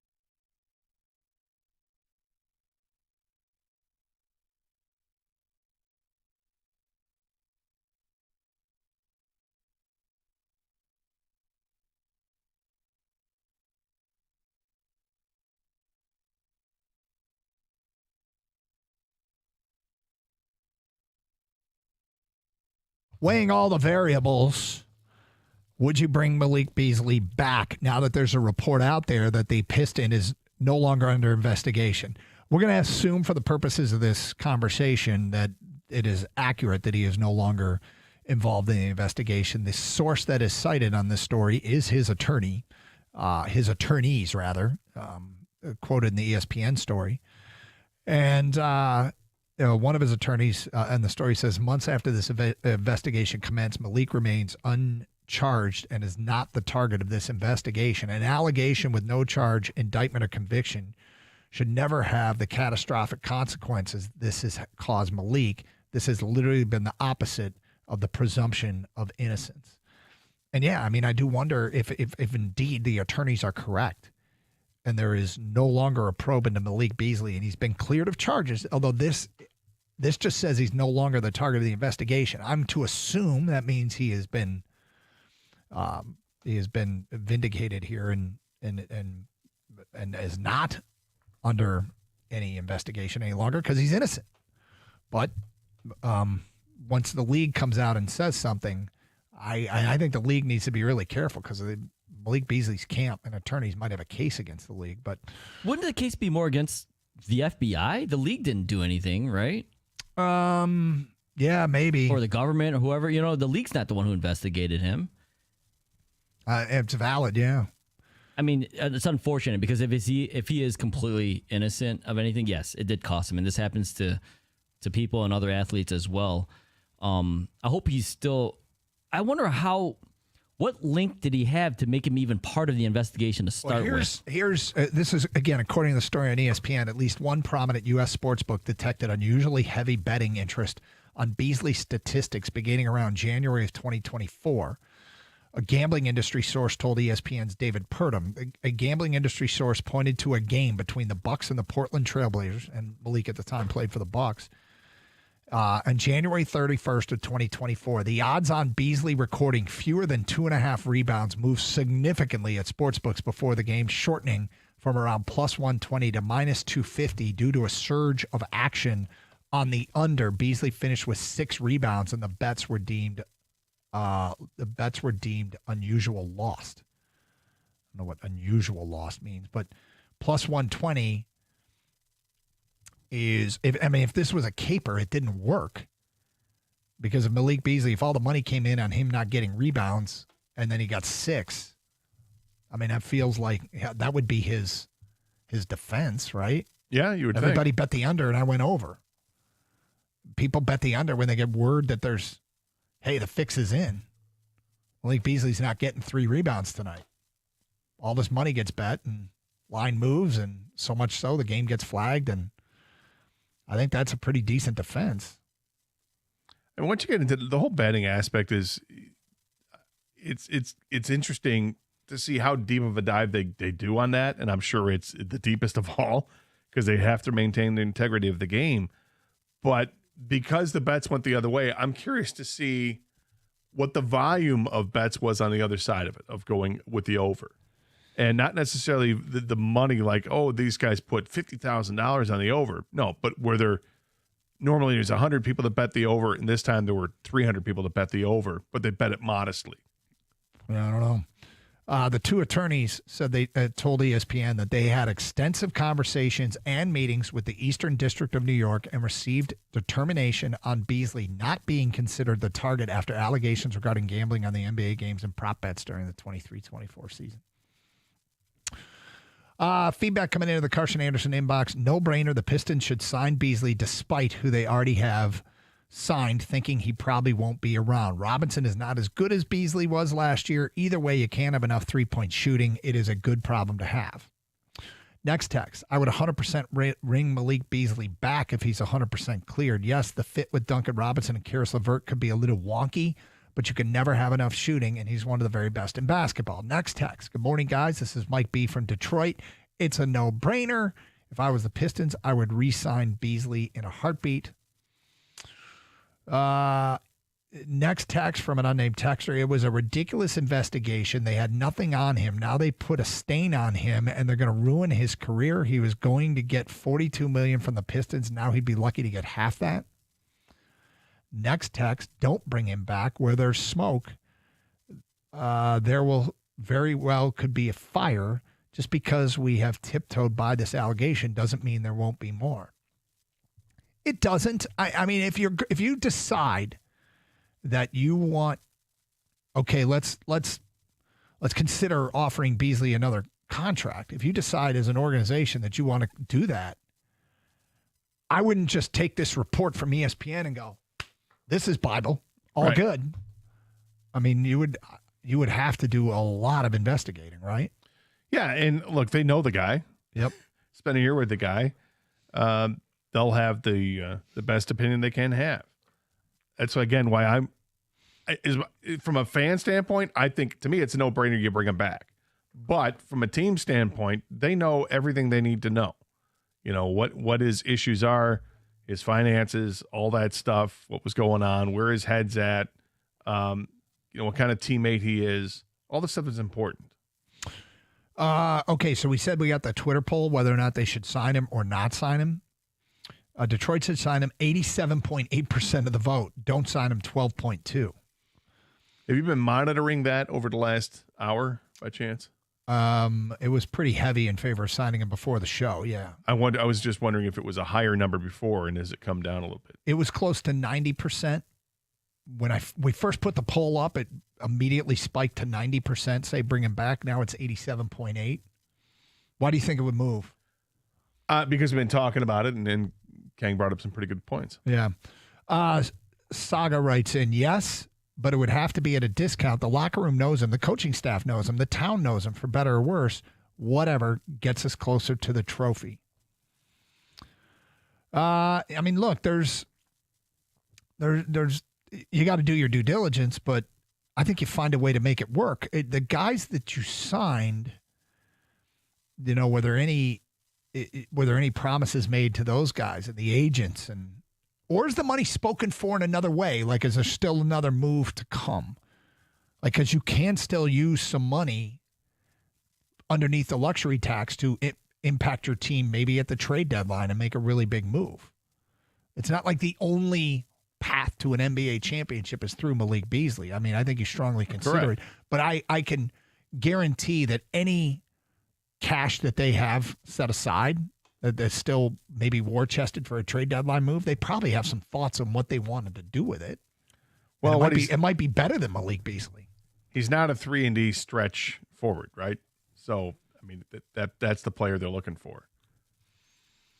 248-539-9797. Carson Anderson, 97 won a ticket. Malik Beasley, according to his attorneys, has been cleared, investigated, and cleared of any wrongdoing with the NBA. You can go vote and comment on our Twitter page, where many people have. More comments coming in here. What happened to the rest of the story about him being evicted and sued? That's from Ted. So here's the thing about again, personal stuff. I don't love that that's out there in the public forum. We haven't spent a whole lot of time talking about it. I don't even know if we brought it up. I did see it. We brought up the gambling charge because that's incredibly serious and clearly impacted the Pistons' plans when it comes to free agency. Your personal life is your personal life, and it sucks that that I think it's. I don't know. That's fair game. I mean, I guess when you're a public figure, it gets out there. But at the end of the day, all that was going on in the background last year, Ted, and it didn't seem to impact his play or the locker room. Nubs Get Dubs says it's a shooter's league. Bring the man back. Boomer says citing his attorney. Attorneys never lie. DB says, I mean, this is a no-brainer. Bring back the shimmy with a gif of Malik Beasley doing his little shimmy shake. 248-539-9797. Speaking of betting, an interesting bet that was put out there by our friends on betonline.ag. I wonder if you would take said bet, Gator. We'll get to that today at 11:50. Talk some Tigers next hour. How about this series this weekend with the Kansas City Royals? We'll get into that. We also have to get into Would You Buy? Gator, you said you put in your money? Yes. For the station buy of Powerball tickets. Is it Powerball or Mega Millions? Powerball. Is it Powerball? $700 million. That's right. How many of you are in this group? Do you know by chance? I think they were like 30, but I don't know for today if it'll increase or if it'll decrease. I don't know. So it's 30, 700 million, roughly 300 million would be one.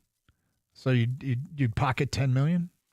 300 million would be the takeaway ish. No, it'd be less than that because it's so unbelievable how much they hack it up. If you take the one-time payout, the lump sum payout comes out, and then you take taxes out of that. Yeah. So the lump sum payout is probably close to 320 million, something like that, and then you tax that. So you're looking at $250 million, maybe 200 million, somewhere in there. So you get less than 10 million. Yeah. Yeah. Is this why you buy tickets on the side? Yeah. You do.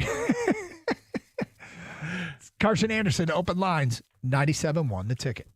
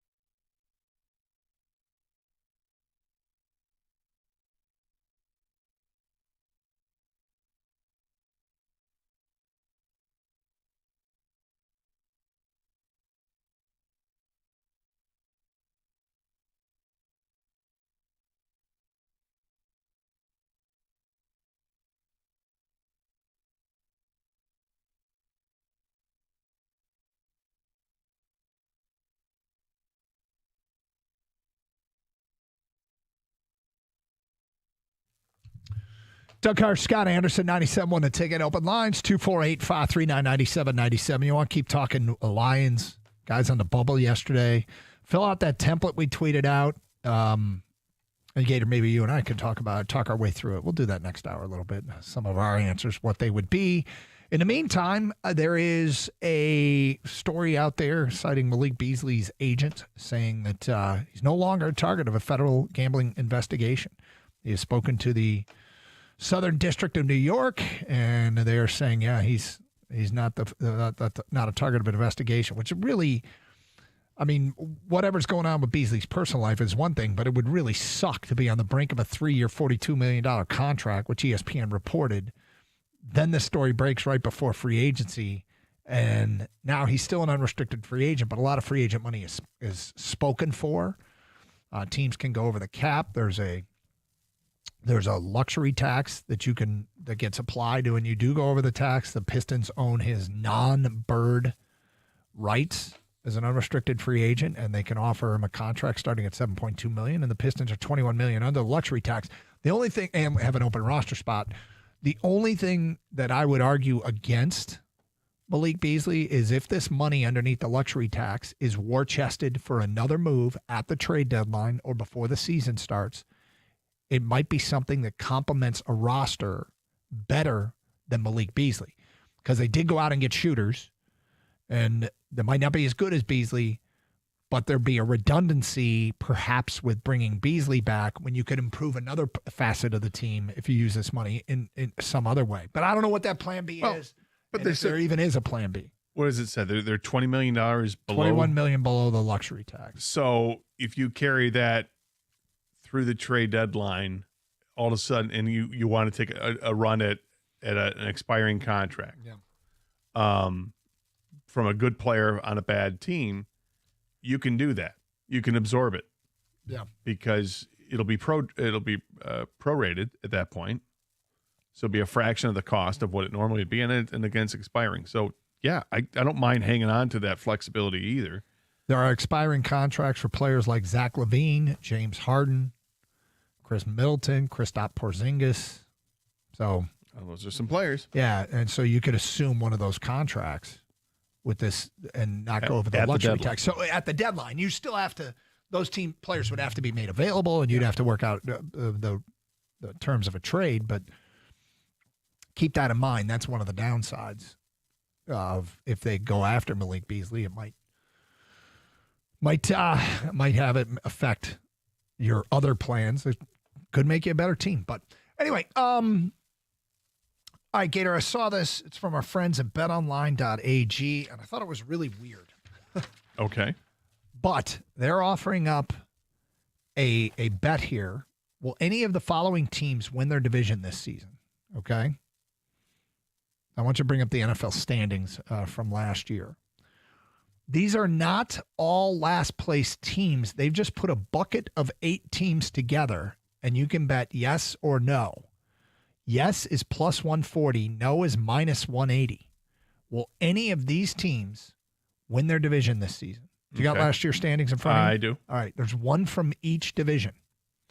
The Jets, the Browns, the Colts, the Raiders, the Giants, the Bears, the Panthers, and the Cardinals. All right. Say the NFC again.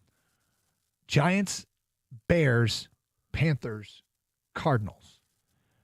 Will any of those teams, Jets, Browns, Colts, Raiders, Giants, Bears, Panthers, Cardinals, will any of their teams win their division? Yes, plus 140, meaning if you bet $100, you get 140 back. No, minus 180, which means you have to bet 180 to get 100 back. It's only plus 140? That's it? You think it should be more? Oh, yeah. I mean, you get 8 teams, Scott. I get it, but the Jets in a division that's got Buffalo. Good luck there. Yeah.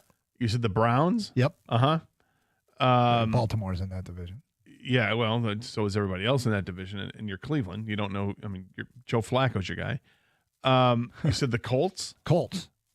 With Daniel Jones? Yep. And Houston's in that division? Well, where did the Colts finish last year? Colts finished 8-9 last year. And who won that division? Houston. Okay. Yeah, I mean, it's tough. That's tough to see Daniel Jones winning that division. Keep going. The Giants. won 3 games last year. Yep. You got to beat the Eagles, the Cowboys, and the Commanders. The Bears, we know about our division here. Yep. Carolina is interesting because I don't love that division. That division's among. But, I mean, Baker Mayfield's resurrected his career. Tampa is maybe the new hotness there, even though I don't think they're a Super Bowl contending team. Carolina could take a step forward. Mm-hmm. Cardinals, you miss the Raiders out of the AFC. Yeah, I didn't miss them. No, I literally did, but it's okay. You got Kansas City, and that's enough. The Cardinals are interesting too because I don't know what San Francisco is going to be this year. I don't know if I believe them or not. They had a bad year last year, quarterback issues last year, injury issues all over the place. Seattle, I mean, they're changing up. They're going with Sam Darnold at quarterback, right? Yep. And I don't like that. And the Rams are banking everything on the back of Matthew Stafford, literally on his back. Yeah. I don't know if that's wise. Arizona could be interesting. If I were to bet any team out of it, it might be Arizona that does it. Yeah. But I still can't believe it's only plus 140.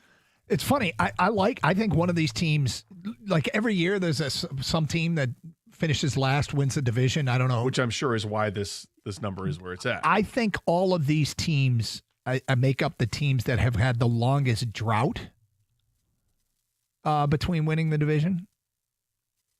So, I'm guessing that's why they put these teams in a bucket together. I would take the yes. I would bet the yes. You don't like the odds. You think they should be longer odds. That's right. You think it should be more of a payoff. Yep. So does that mean you'd bet the no, or you just wouldn't bet at all? I wouldn't bet it. Yeah. Kang, what do you think of this bet? I'm in, man. I'm in. I love it. Maybe I'm a sucker, but it's the NFL. And their parity, and the league loves the fact that every team, every fan base feels like they have a chance. I was just talking to Kenny, talking myself into each team and how they could win the division because that's what you do as a fan. And your voice gets a little more higher pitched, but it doesn't matter because you're like, maybe Bryce Young is good again. Right. He was the number 1 pick. Yeah. Maybe Ben Johnson. And I can go down and down. Maybe Geno Smith. I don't know. But that's why I would take the bet because it doesn't seem likely that one of these teams will win the division. But it is definitely not out of the question. I mean, this happens every year. Did you think the Vikings were going to win 14 games last year? Nope. Stuff like that happens. But So they, I would do it. they didn't win the division. They didn't win the division. No, but you know what? Maybe it's just for fun, but I think the odds are just good enough. 8 teams. All right. Doug, you're in. I'm in. I think Haters I'd be in on this one. And I'm not going to do it, but if I were to do it, I would bet the yes. Do it. I don't like, you know what? I don't like futures bets a ton. I mean, put $1 down on Goff to win the NFL MVP because it's $35 and I think he's got a shot. But the futures bets to me is like, here, hold my money for 4 months. Yes, that's exactly what it feels like.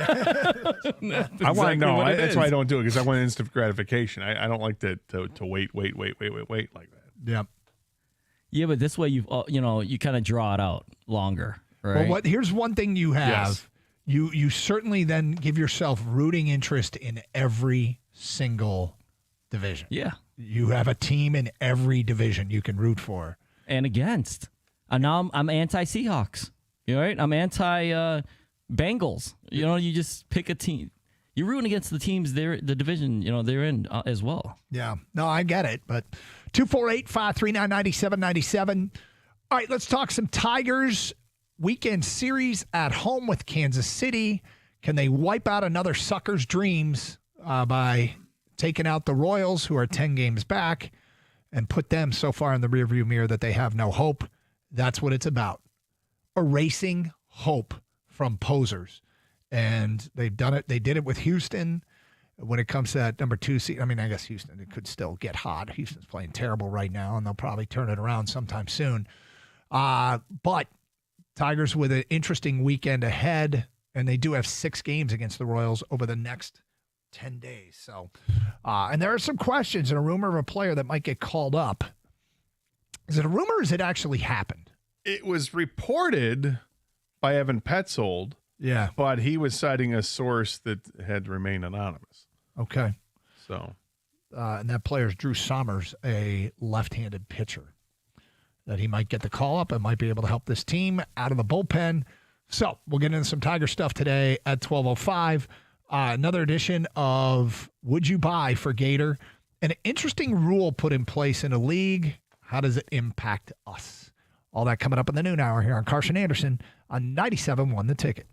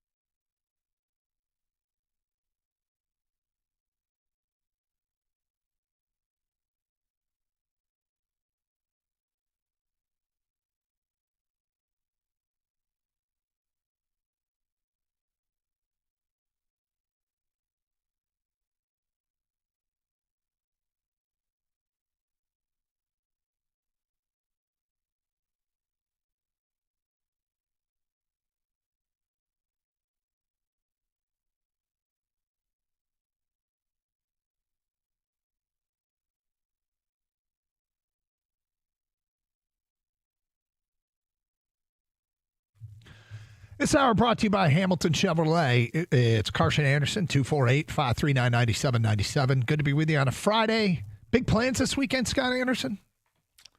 Little golf? Any golf? I want to play golf. Yeah. Fortunately, I'm having a piece of furniture delivered tomorrow, and I've been given the window of 1 to 4. That's a big window in the middle of a Saturday. It's a big window in the middle of a Saturday. It kind of sucks at that point. Is this a new chair? Yeah. Gator's got a new chair, people. It's a big purchase for a man. Yeah. Your new now we're talking about in the living room, your game watching chair. That's right. I've got a game watching chair in the basement, same chair all the time. I got a little table next to it that can house all 3 remotes. It's enough room for 3 remotes, a glass. So it's kind of perfect. Whoa, how is this not on the show sheet? This is huge. This is bigger than the chair. Yeah, the chair. I don't care about Micah Parsons and live golf in town. Like you're getting a new chair tomorrow? New chair. Yeah. Oh, so I mean, what do we got here? Like, give us the rundown. How many cup holders? Is it recline, electric? All right. So here's the thing, because there's a ton of factors that go into it, right? And different priorities and what means most to me. I did not want to get a theater style chair that had cup holders in it and, your charging pad and all this. Nothing wrong with that. Okay. But I feel like that's for a theater room. If you have multiple chairs like that, to have one chair be part of your living room and look like that, it just didn't go with the vibe of my room. So I wanted something that was a little more sophisticated. I went to like 6 different stores looking for it, for the right chair. once I came down to the idea, okay, this is the place where I'm going to get it from. And I looked at it. I sat in like 17 different chairs in the store, different options. And there were, like I said, there are different things that mattered most to me. The number one priority for me with my new chair was that it have lumbar support. So what that meant was now effectively I'm having to go to a power chair that you can operate remotely. So it will, there's no ottoman that goes with it. It raises your feet. It's like an old reclining chair, but it's power. Like Lazy Boys, the old, right? A lot like that. Yeah. So it's all power. So I needed lumbar support most of all. So that limited the number of chairs I could look at. I was about to say, so 17, you mentioned the lumbar support. Yep. Give me some other chairs, what they failed. Sure. So the other thing was they had what were eliminating factors as Gator sat in all these chairs? So it had to be leather. Okay. I wanted leather or, partially leather, whatever. I didn't want a fabric chair. Had to have lumbar, and the lumbar had to be good. Okay. Like, because I like to do the trick when my back goes out to throw the football on my back and sit in a chair, and it makes it feel good. The chair that I have currently is the reason I had to get a new chair, because it's not conducive to that. It just swallows up a football, and it doesn't help me out when I have back issues. Plus, it's like 10 years old, and it's starting to rip and tear. I'll blame the dog for it, but it's starting to become unsightly at this point. So I needed to. So the factors were lumbar. It had to be big enough, but I didn't need it to be too big. But obviously, you can find smaller chairs, and it's just not going to work. So the size of the chair mattered. What the color options were mattered. What colors were we looking for? I was really looking for a brown. Okay. Different shades of brown. The darker, probably the better. And I found a great color that would match a couch in another room. All right. And let's see. Then there was the factor that once I sat in a chair, I wanted to feel like I was being hugged. I wanted to feel loved. Like a hug from behind? Just a hug. Like, oh, you're safe, you're secure. It mattered because I tell you why. Because that's how you can tell a chair is too big. And if it's hugging you too close, like you need to get a restraining order, it's too small. Like a straight jacket. You want a straight jacket. No, I didn't want a straight. I just wanted to make sure it was right. It made me feel right. And knowing that over the years, that hug is going to become less and less of a hug and maybe just a little bit of an embrace. The other factors were when you operate the power chair to get the feet to come up. Yep. There was the dog factor. Okay. So I wanted to see how wide it was when my feet went up on it. Was there room for a dog to jump up and sit with me in the chair? That was a big factor as well. And then it came down to, okay, they still had a bunch of these options. There were like 15 chairs that fit this now.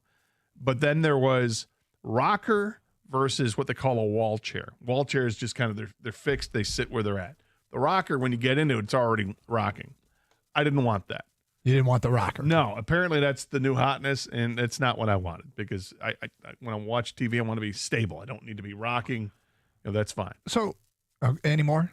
I think those were the factors. Okay, so after with this criteria, you narrowed it down to 17 chairs. Yeah, well, there were that many available. And then there was the different degrees of how good was the lumbar. So really, because that was the number one factor, that knocked it down to like 5 or 6 chairs. Big really decision for a lumbar. man, game-watching chair, and Gator has made a purchase. You told me about this earlier in the week, and you said you came down to 2 chairs. Mm-hmm. And the Gator, how close were the 2 chairs? About 30 feet apart. So he kept getting up and running back and forth, sitting, get up, run over, sit down, get up, run over, sit down, get up, run over, sit down. Yep.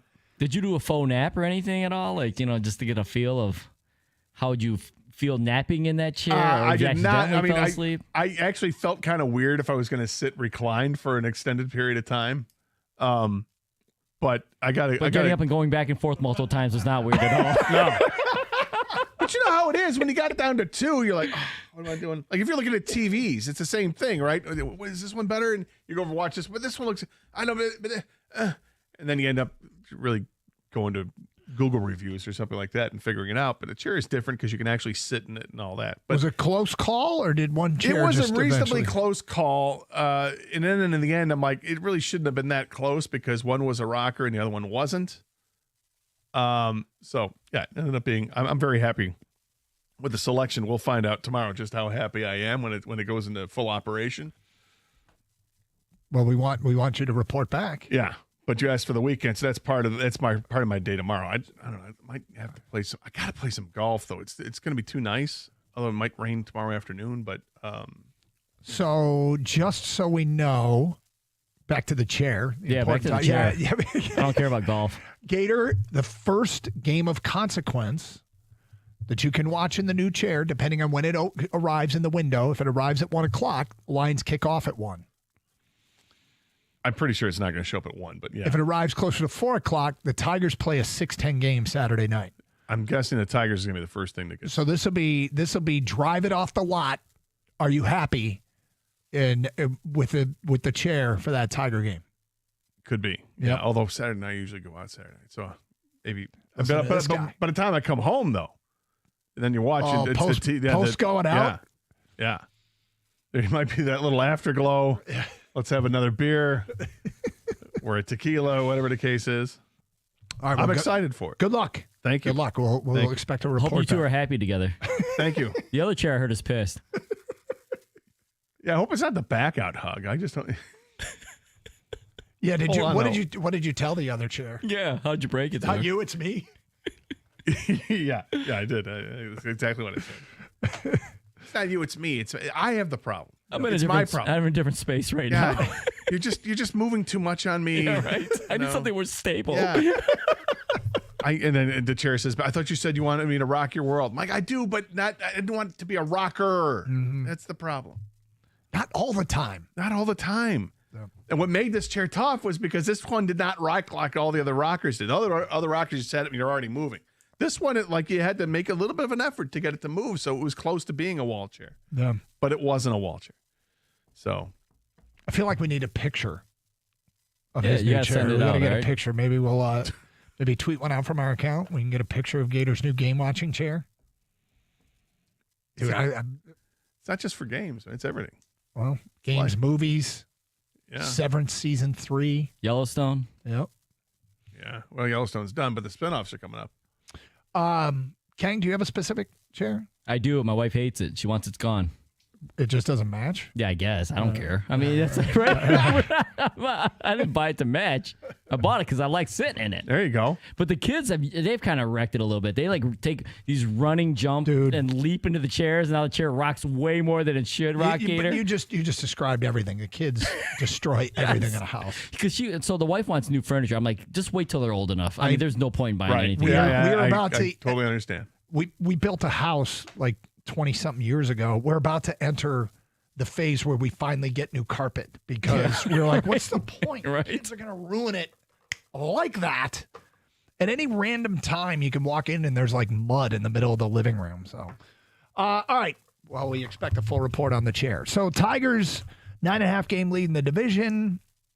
And they can maybe over this 10-day stretch kind of clinch, not magic number clinch, but really make it a foregone conclusion that they're going to win this division. Casey Mize going tonight. Casey Mize. Yeah, let's hope it's not one of these 60 pitches through 3 innings outings for Casey. And look, I think he's pretty solidly in a postseason rotation, but it's a good time to solidify a spot. I don't foresee him pitching so poorly that he wouldn't be in a postseason rotation. The dude is 12-4 this year with an ERA at 3.63. But, round into form. It's a good time to round into form. But Flaherty's doing it. Chuck Money's doing it. Casey Mize can do it. Yeah, well, he's pitched well recently. Mm-hmm. Good for him. He had a few starts that really ballooned up that ERA. You remember back in the All-Star break, his ERA was well under 3, if I'm not mistaken, and now it's, as you mentioned, 3.6. So he's one of the keys. He's one of the guys I'm counting on that is going to be solid the rest of the way to give this team an opportunity to win games and to win series consistently the rest of the way. Skubal's rock solid. Mm-hmm. I expect Casey Mize to be, and I'm hoping that Flaherty is there. 248-539-9797, Tiger fans. Gator, you asked a question on your show sheet about a player that you think needs to step up. I want to get who your guy is. I'll tell you who mine is, and we will do that today. at 12-16. Who's the guy for the Tigers? Now is the time to step up. Who would you pick? It's Carson Anderson, 97.1 The Ticket. You guys know which car dealer I love. It's Sarah Chevrolet of Southfield, because they give you real, honest pricing and the best deals around. And I'm talking about no gimmicks and no surprises. It's just straight up amazing offers. Like right now, how about these deals?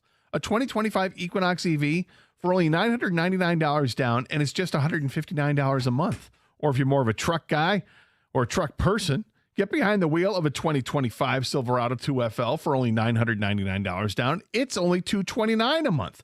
Only $229 a month for a truck. And here's the best part. Sarah Chevrolet of Southfield is giving employee pricing for everyone on select demo Equinox, Silverado, and Trax models. Yep, you heard that right. Employee pricing for everyone. So whether you're upgrading to a sleek new electric ride, or with the Equinox, or maybe grabbing that tough Silverado for work or play, or you're looking for a solid SUV, Sarah Chevrolet of Southfield has got you covered. And these deals are not going to last long, so head on over to Sarah Chevrolet Southfield and see why they're the best. And trust me, you're not going to find a better deal anywhere else. That's the Sarah difference.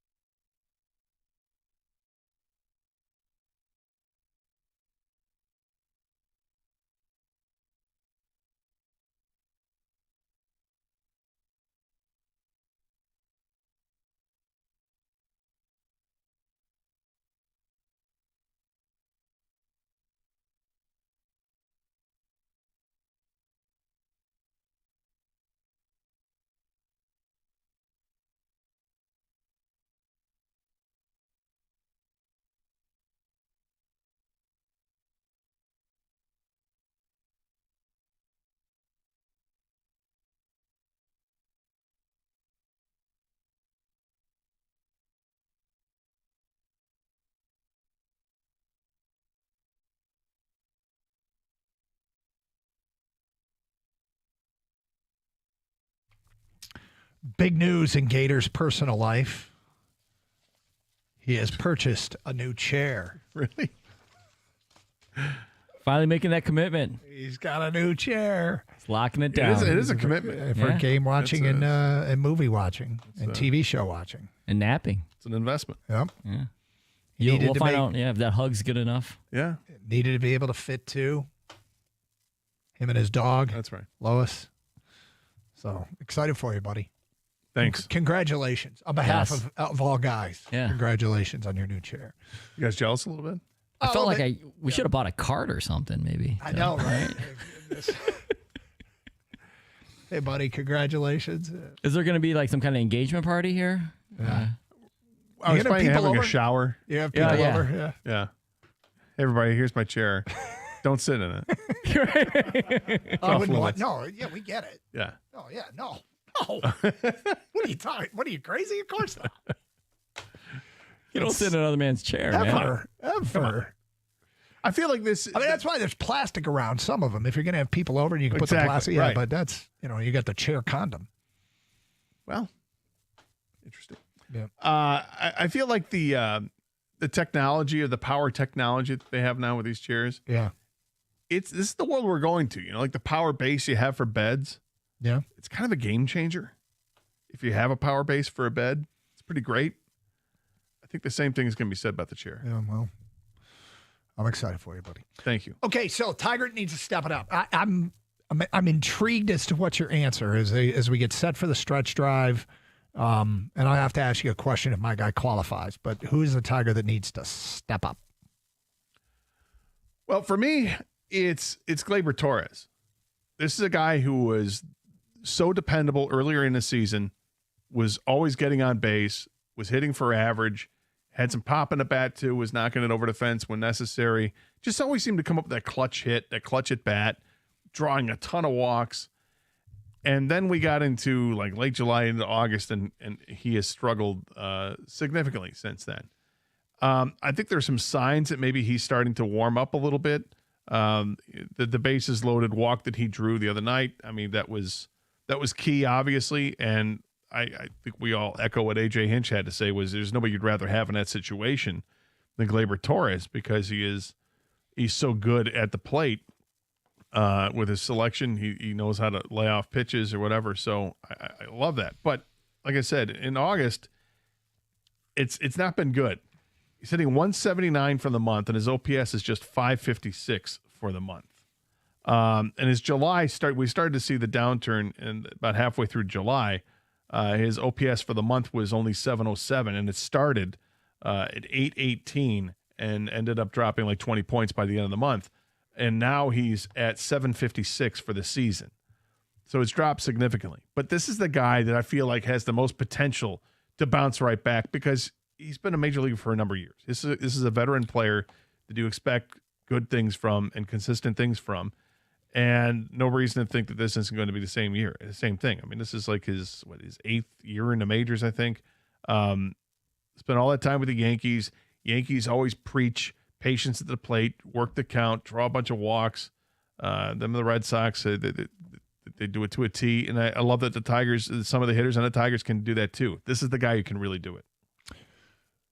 So I think it counts. I'm going to say Jack Flaherty. And he had a good start last time out. There were some good numbers in terms of swings and misses 2 starts ago, but he still gave up a bunch of runs.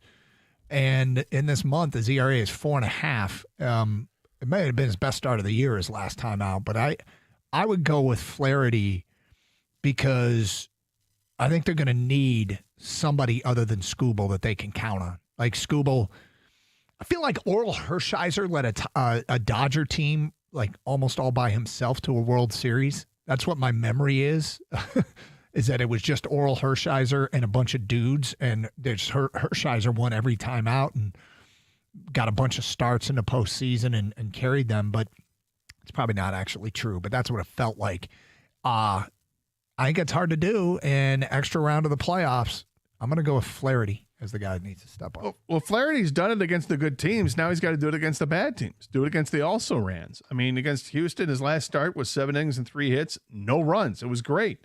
The Philadelphia start, 6 innings, 1 earned run on 2 hits. That's amazing. Against Toronto, 6 shutout innings with 5 hits. And against Seattle, 5 innings, he gave up 2 earned runs on 2 solo home runs and gave up 4 hits in that time. But in between that, a clunker against the White Sox, 5 runs. A clunker against the Twins, 6 runs, 5 of them earned. Didn't make it out into the 4th inning against Pittsburgh when he gave up 6 hits and 3 walks in 3 innings. It's a little Jekyll and Hyde. But the good news is, against the good teams, he's been great. And that's who you play in the but postseason. Now we've got coming up here, there's a run against teams that may not be so great. Got to be better. He's got to be better. And he's got it in him clearly. Just look at the last outing, was spectacular. 9 strikeouts, 1 walk, 3 hits, no runs in 7 innings. He was great. You want to see more of that. And he only threw 90 pitches. Like, he could have gone and pitched an 8th inning, but they were already up 10-0. Go ahead and take the night off, and we'll bring other guys out. A good sign that this is trending in the right direction is 2 starts ago, his swings and misses, highest total of the season. Last start, his called strikes, highest totals of the season. Either way, he is either missing bats or fooling hitters, and that's when Jack Flaherty's at his best. So we're both picking guys that have track records of doing something. Yep. And one's a pitcher, one's an everyday player. I'll stand by it. I like your pick. I like my pick, obviously. And I think with this team that is the best team in the American League right now, they're right back at it. Is it a 9.5 game lead in the division? It is. And so here's the thing we got to remember, too, and it's something we're somewhat dismissive of, is these teams that are chasing Detroit, the Royals and the Gribe, they aren't not likely to catch Detroit at this point. But Kansas City's 2 games out of the wild card. The Gribe are 3 games out of the wild card. So they've got a lot to play for this weekend. So whether or not they're thinking of reeling in Detroit or just trying to reel in the teams in the final wild card spots, which is currently Seattle. It is a big series for them. Every game's big now because they want to be a postseason team. Yeah, and I just really have a feeling that if things go the Tigers' way this weekend, we're going to feel like the division's done. They've already got it. Not that I'm sure plenty of people already are there. Yeah. That there are 9.5 games in front of everybody at this point anyway, with 33 games to go. But there's also people that it's not that long ago, Doug, said this team is garbage, that they're a joke, they're choking it away, and every other word in the book was thrown at them just 10 days ago. Yeah. Well, 1 year ago today, the Tigers, I believe, are 4.5 games out of a wild card spot. And we all know what happened. They got hot, and they qualified. Don't let them get hot, Doug. Don't let them get hot. Don't let them get hot. Don't let these Tigers get hot. Who do you think, 248-539-9797, most needs to step it up for the Tigers? Scott writes in, Zach McKinstry heating up would be fairly huge. Yeah, boy, you hope, right? You hope they can get back to form. Yeah, he's hit just 200 for the month. His OPS for the month is 606. The previous month was 216, but his OPS was robust at 764. You would take that. But, yeah, since the All-Star, well before the All-Star break, he started his downturn. But it'd be nice if he started to pick it up. The triple the other night was no joke, so maybe that's a good harbinger of things to come. We hope. What about Parker Meadows? I don't know what to think about. I mean, I'm a big Parker Meadows fan, but the fact that he still hasn't even started a rehab assignment at this point, I'm less inclined to think that he's going to play a role for this team in the postseason. Because when he is ready to start the rehab assignment, then it's going to take a week before he comes back to the Tigers, and then even then, what is he? Yeah, we don't know. I mean, it'd be awesome if you could just count on it. Yep, rubber stamp it. He's going to be what he was last year at this August time. and September, Parker. But I can't count on that.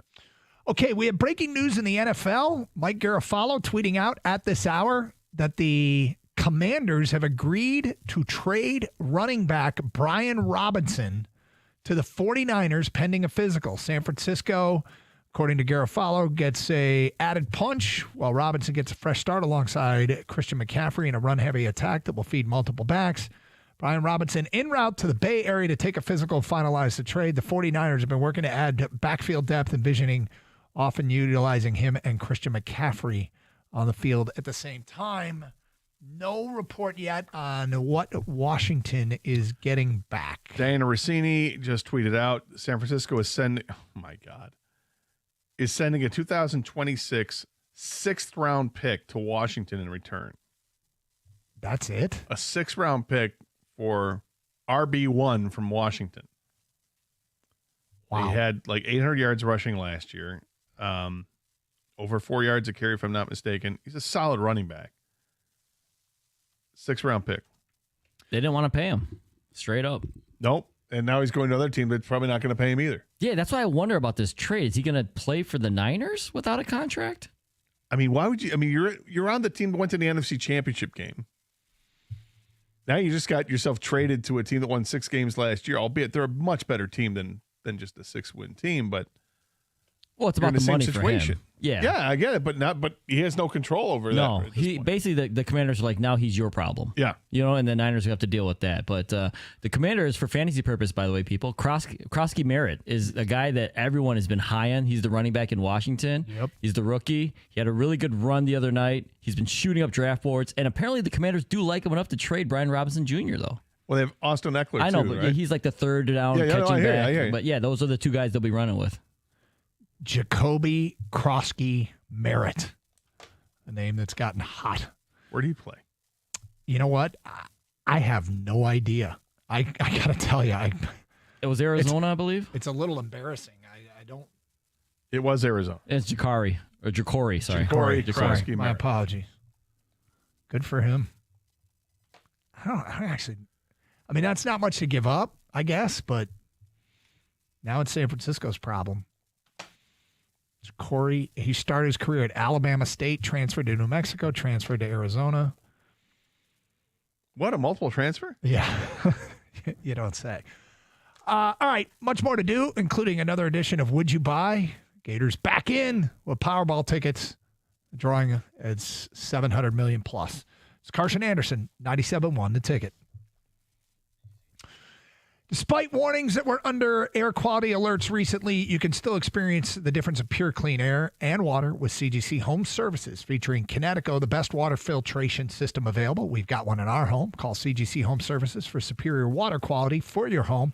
For a limited time, get up to 20% off with the purchase of a Kinetico Premier XP whole house system. CGC also offers Aris Active Pure technology. We've got one of those in our home, reducing 99% of airborne bacteria, viruses, and mold. Visit CGC Home Services online or call 855-339-4242 to schedule your free analysis.